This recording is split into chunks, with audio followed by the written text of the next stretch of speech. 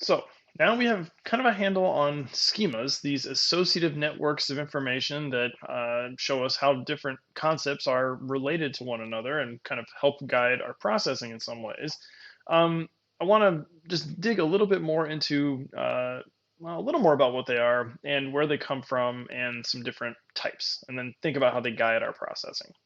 So I'm going to make a distinction here that I'll follow up on in a bit, but I want to distinguish the content of cognition from the processes of cognition. So remember, cognition is thinking and using knowledge. So part of that is the knowledge. What is it? How do we store it? How do we organize it? And part of it is how do we use it? So this is the former. This is the content. This is the knowledge, the associations that we notice between things. And we'll get to some of the processing in a bit. And where do schemas come from? Well, they come from our observations and our experience. They come from a lot of the types of processes that we talked about in the learning unit, certainly, that we're noticing associations between things, noticing when one thing goes with another. And we're getting, again, some of that through direct experience. But just like we can, think about social learning from chapter 6, we also are getting some of our knowledge, some of our ways that we organize information from indirect experience. Our family members telling us about things that happened to them, hearing things from our friends, and certainly getting it from things in the broader media and culture. I mean, because think about all the things that you have never had any direct experience with. You know a lot of things, for example, about different countries that you've never been to and people that you've never met, and you're not getting this information from direct experiences, but you still have schemas that are about Ben Franklin or Zimbabwe or Jupiter, right? You are getting this information from somewhere, and it's frequently from things you're reading, things you're watching, things people are telling you, and things you're kind of absorbing through things like the way things are represented in culture and your socialization, the people that are around you, the types of experiences that they're sharing, how they treat each other, those sorts of things. So I mean, we could have a whole class really about where this kind of information comes from, and how we might think about how it reinforces itself really in a lot of ways. One important thing, though, is that because we are getting these from a lot of common sources, these schemas, the content of them is often relatively consistent across people. You might have slightly different opinions about things, or you might know different things about some concept than someone else, but our ideas about our schemas of a restaurant are probably very similar. We associate the same things with restaurants. We know the same things about them for the most part, although our experiences might be a little bit different. My favorite one might be different from yours, so my schema for restaurants might be more strongly associated with one than another compared to you. So this can differ quite a bit, or sorry, this can differ a bit, but in large part we have these same ideas from being exposed to a lot of the same messages and ideas. I don't want to spend tons of time going over all of these, but I do just want to mention at least some social schemas that are relevant, to give you, a little richer idea of what these are like and how they actually impact your behavior and how you engage with the world. But some different types of schemas about how we categorize and think about people might be social roles. So people can be defined in part by the role they play in an institution or a family, or how they relate to other people. So you might have social role schemas about someone who is a mother or a daughter or a grandfather or an employee or a boss or a government official or a waiter, whoever it happens to be, because of the role that they're playing in society, whether it's a family or a business or an institution or whatever it happens to be. And those are schemas that frequently we might have associations with the type of person that's going to fill that role, but more often those roles are about the job or the types of responsibilities that someone in that role has. there can be overlap between our stereotypes and our social roles. Frequently, we have expectations about what, again, types of people across different demographic characteristics might fill particular social roles. But stereotypes instead are these ideas that people with particular demographic characteristics might share particular tendencies or characteristics. So we have racial stereotypes, gender stereotypes, stereotypes about people's sexual identities, all these different things. If you're from the South versus from the North, if you're from a different country or the same country, if you're somebody that is taller or shorter, right? It can be as something as kind of less meaningful as that. And again, the knowledge about these stereotypes is relatively consistent across people, right?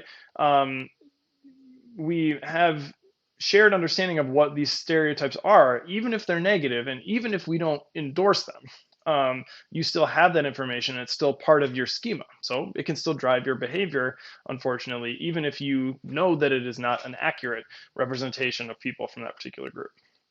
A slightly different idea is a prototype. This is instead of the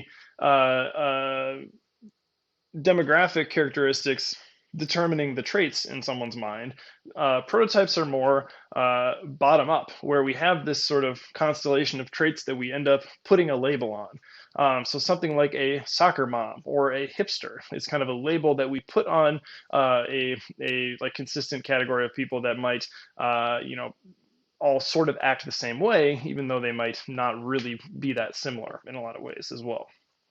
We also have social schemas about people with different characteristics. Like you have an expectation about what an introvert or an extrovert is like, or you have an idea about what someone who is interpersonally warm versus cold is. And this can, again, influence the way you process people. There's a very classic study that if you have somebody give the same lecture to two groups of people, and you tell one group of people that that person is cold, industrious, intelligent, and a couple other characteristics, and you tell the other group that person is warm, industrious, intelligent, and those same other characteristics, just by telling them that the person is warm versus cold, having one of those things inconsistent is going to drive your processing of that person's lecture. It's going to change your perception of that person.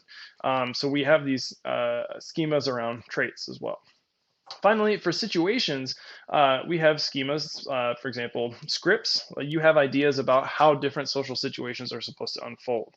Like if you go to a fast food restaurant, you have a different script schema than if you go to a sit-down restaurant, right? You have different expectations about how that process is going to unfold.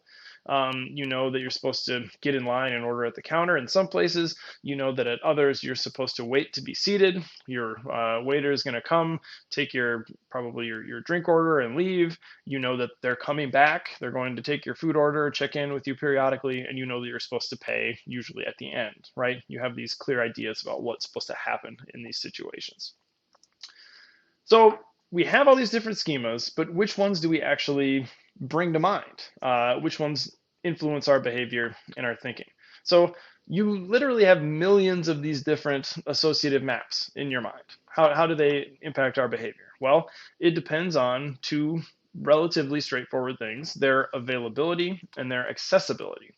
Availability is pretty simple. It is just, do you have a schema for this thing, for this topic, this person, this situation? If you're not familiar with something, then you don't have that schema and it's not going to be available. Or if you have forgotten it, again, it would not be available. Perhaps the more important one then is accessibility, and that is how easy something comes to mind, how quickly you can retrieve it from memory and apply it to a particular situation. So schemas that you activate relatively frequently and think about more and use more are going to be more top of mind. They're going to be more accessible.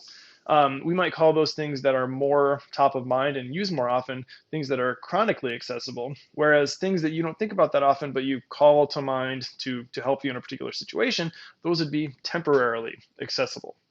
So there are even different types of accessibility.